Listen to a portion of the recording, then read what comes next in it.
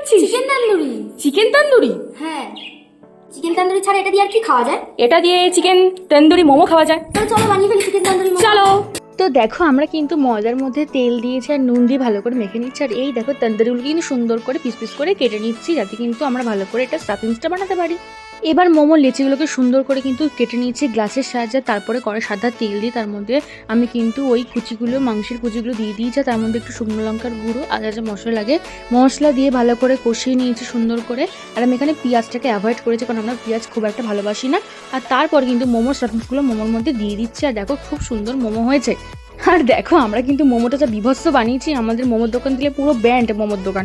দেখো বড়দা, মেজদা, ছোটদা, শেষদার মাঝখানে একটা গুল্লু গুল্লু একটা মোমো। তো শুনানি মানুষের মুখ থেকে কেমন হয়েছে মোমোটা খেয়ে। মানুষ আমি কিন্তু এখানে করে ফেলেছি মোমো, আতে খেয়ে বল কেমন হয়েছে। গরম কিন্তু একটু আস্তে আস্তে খেয়ে বল কেমন হয়েছে। খুব ভালো হয়েছে। ভালো হয়েছে? হ্যাঁ। সব টেস্ট ঠিক আছে? হ্যাঁ। চল ঠিক আছে।